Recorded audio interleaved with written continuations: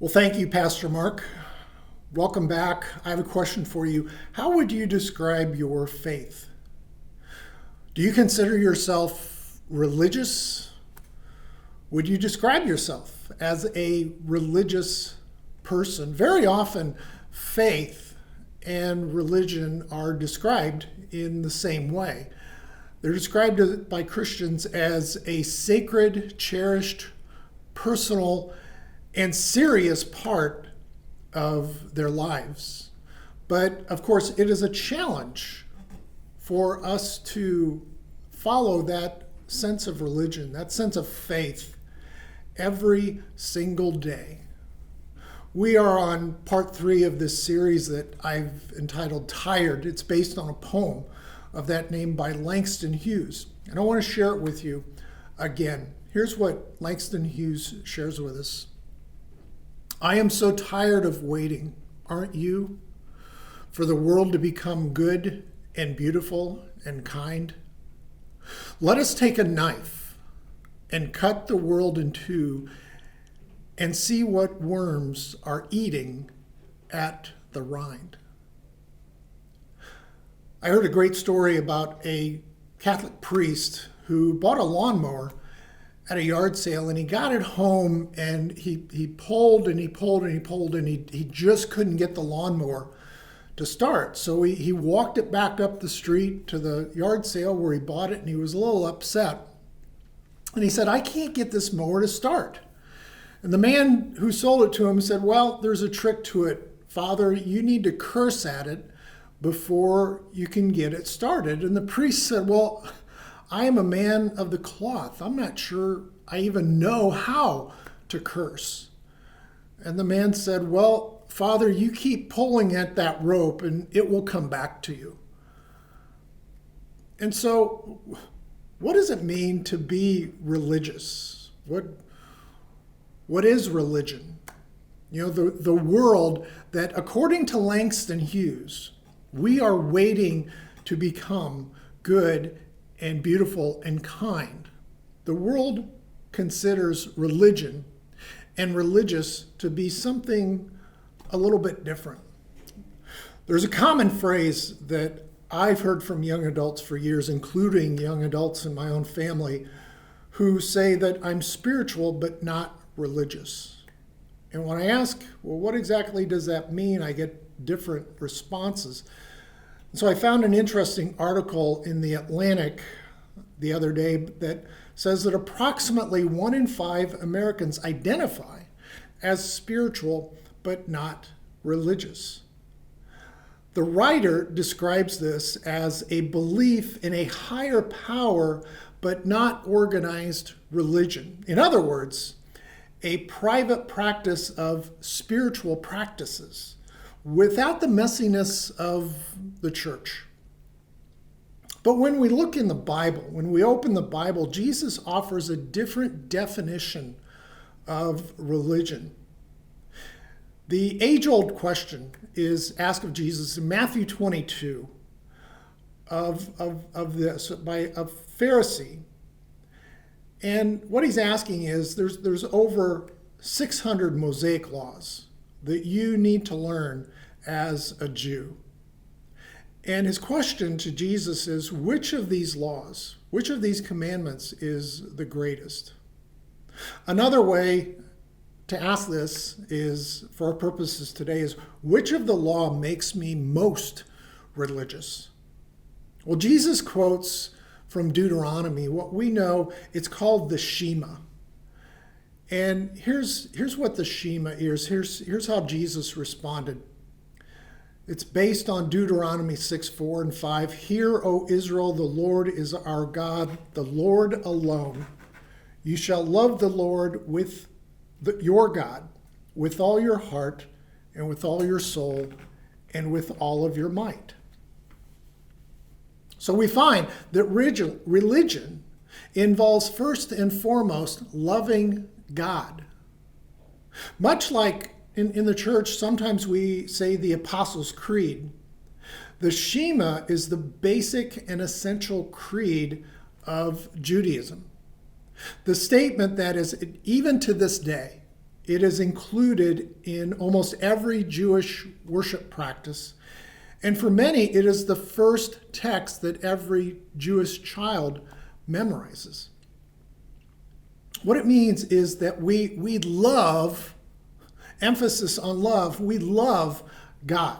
Not with a convenient nod or a quick love you on the way out the door as we begin our day, but a total, all-encompassing love. A love that dominates our soul, our emotion, love that directs every thought, love that is a vibrant force behind every action.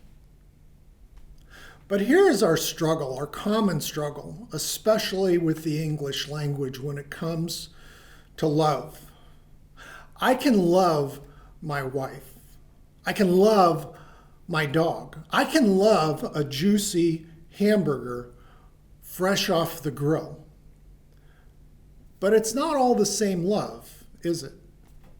To be religious begins with a love that points to a total commitment, heart, soul, mind, and strength to the King of Kings and the Lord of Lords. In the Shema, in particular, we find a love for a singular God. There is one God. But Jesus doesn't stop there, and neither should we. The second commandment is love your neighbor as yourself. And it comes from Leviticus 19. And again, Jesus would have studied this as a young Jewish youth. Again, this is part of the Jewish Torah, the holy book. Religion here is defined not only by a love for God, but it is expressed on how we treat and interact with others. So in Leviticus 19:18, here's what it says. You shall not take vengeance or bear a grudge against any of your people, but you shall love your neighbor as yourself. I am the Lord. Now, Jesus is speaking from a string of commands that end with that same phrase, I am the Lord. In Leviticus 19 alone, God uses that phrase 16 times in 37 verses, always at the end of a command. And we should pay attention to it because the repetition, I am the Lord, is to give the reason for the command. Think about it this way. Another way of saying it is because I said so. Because I am the Lord and you are not.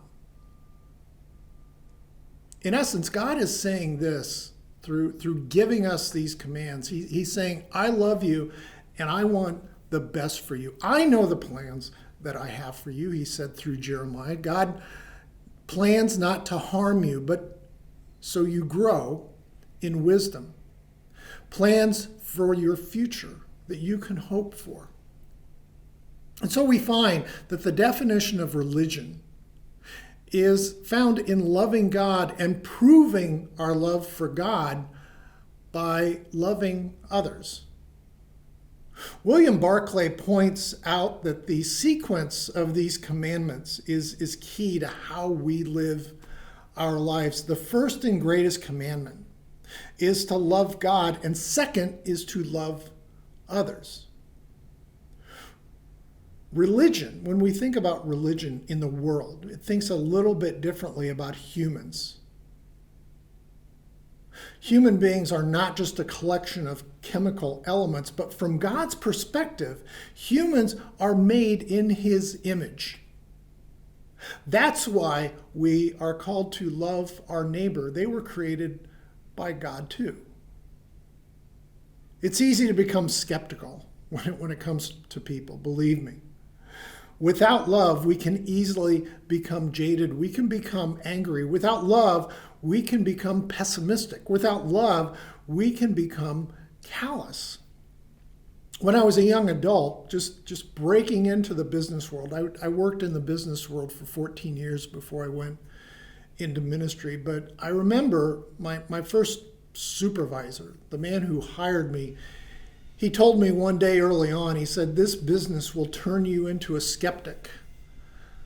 Well, almost 40 years later, I could tell him today that it's not just that business, and it's not just business in general, but life in general, if you let it, will make you skeptical.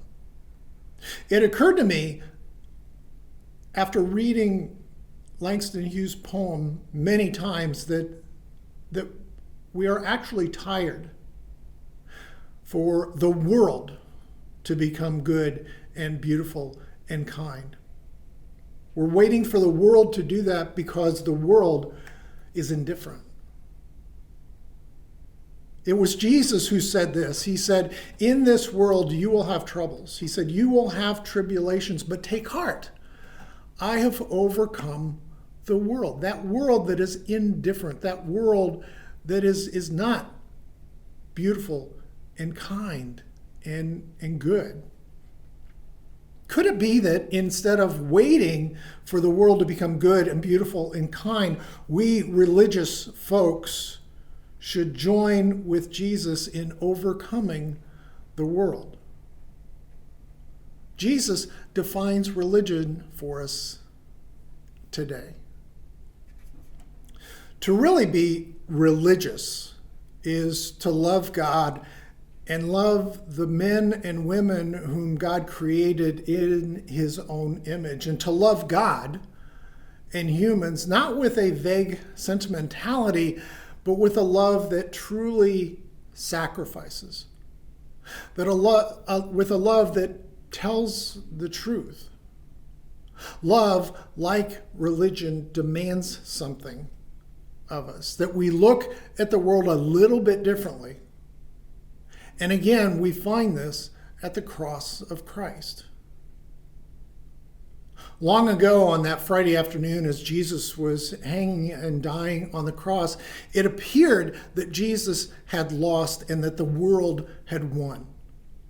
On the cross that afternoon, Jesus looked foolish. On the cross, dreams were crushed. On the cross, the world thought we won. On the cross, the world thought Jesus failed. But, remember the big but?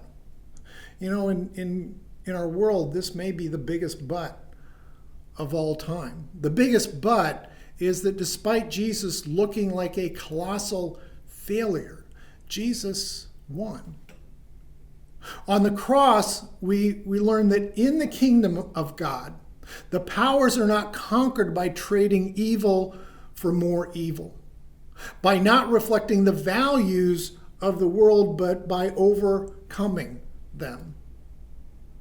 On the cross, Jesus fully ratified these commands of loving God and loving our neighbor.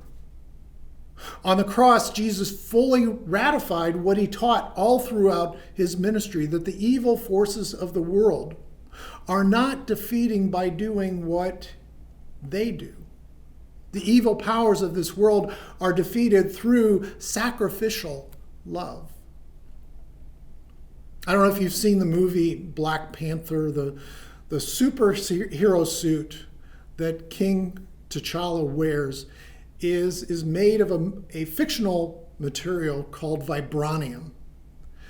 And without giving anything away from the movie, vibranium is made up in the Marvel Comics universe. But in King T'Challa's world, vibranium is the strongest substance in the world. You see, it can absorb all kinds of energy that comes its way and then redistributes it outwards. And in other words, whenever enemies attack the Black Panther, when they strike him, the vibranium allows him to store that energy, to absorb it, and then he uses it against his enemies. So think about this in terms of the cross. Obviously, Jesus did not have a suit made of vibranium, but he had in him the strongest substance known in the universe, and that substance is known as sacrificial love. Jesus was able to absorb the violence and the cruelty and the flogging, the lashes that tore through his body, the nails that pinned his hands and feet to the wood. Jesus was able to absorb the crown of thorns on his head and the incredible pain and outrage of a mocking crowd. But what the powers could not see was that Jesus would distribute a different kind of power that would defeat the powers of death through the very same thing that they thought they were defeating him. The powers are not defeated through the weapons of the world. The powers are defeated through the sacrificial love of God through Jesus Christ on the cross. It was true on the cross, and it's true today for us. What's love got to do with it? Well, everything.